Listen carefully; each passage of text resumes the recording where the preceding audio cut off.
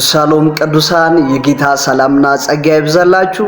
የተወደዳችሁ የጌታ ብሩካን የአባቴ ብሩካን ዛሬ የሚያስደንቅ መልእክት ይዤ ነው ወደፊታችሁ የመጣሁት።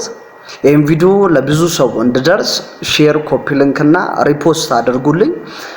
ይሄ ቪዲዮ ወደ እናንተ እንዲደርስ ደግሞ እዚህ አፍንጫዬ ላይ ጫና አድርጋችሁ ያዙትና ስክሪናችሁን ሴንድ የሚል ይመጣላችኋል። እስከ መጨረሻው ሁሉንም ሴንድ አድርጉ። ክብር ለኢየሱስ ይሁን።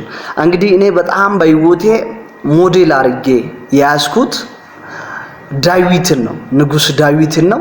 ንጉስ ዳዊት የሚያስደንቅ መንፈሳዊ ራብ ያለበት ሰው ነው። ዛሬ ደግሞ ከመዝሙረ ዳዊት ምዕራፍ 27 ቁጥር 4 ላይ ያለውን የእግዚአብሔርን ቃል የሚያስደንቅ መገለጥ ያለበትን የሚያስደንቅ ሪቮሉሽን ያለበትን የሚያስደንቅ መንፈሳዊ ራብ ያለበት ክፍል ነው እና ምዕራፍ 27 ቁጥር 4 ላይ የእግዚአብሔር ቃል ሲናገር እንዲህ ነው ብሎ ብሉይ ኪዳን መዝሙረ ዳዊት ምዕራፍ 27 ቁጥር 4 ላይ እንዲህ ይላል፣ እግዚአብሔርን አንዲት ነገር ለመንኩት እርሷንም እሻለዋል። እግዚአብሔርን አንዲት ነገር ዳዊት ብዙ መጠየቅ ያለበት፣ ዳዊት ከእግዚአብሔር ብዙ መፈለግ ያለበት በጣም ብዙ የሚያስፈልገው ነገር አለ። ነገር ግን ሁሉንም ተዋና ሁሉንም እንዳልፈለገ ቆጠረና ሁሉንም እንደማይጠቅመው ቆጠረና የሚጠቅመውን አንዲት ነገር ከእግዚአብሔር ፈለገ። እግዚአብሔርን አንዲት ነገር ለመንኩት እርሷንም እሻለው።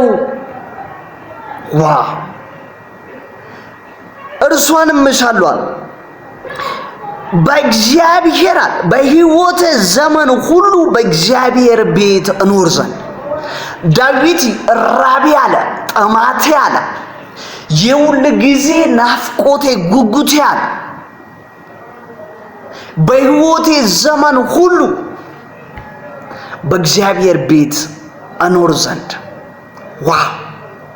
ምንኛ መታደል ነው!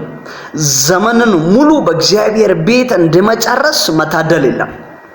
ዳዊት ከእግዚአብሔር ብርና ወርቅ መፈለግ ያለበት፣ ንግስና መፈለግ ያለበት፣ ብዙ አሳዳጆች አሉት። ብዙ የዳዊትን ነፍስ የሚፈልጉ ከሳኦል ጀምሮ ብዙ ሰዎች አሉ።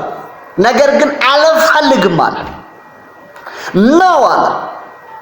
እኔ አለ ጠላቶችን ማሸነፍ የሚችለው ነፍሴም ተረጋግታ ልትኖር የምትችለው በእግዚአብሔር ቤት ስኖር ነው አለና እኔ አለ እግዚአብሔርን አንዲት ነገር ለመንኩ እርሷንም እሻለሁ በሕይወት ዘመን ሁሉ በእግዚአብሔር ቤት እኖር ዘንድ።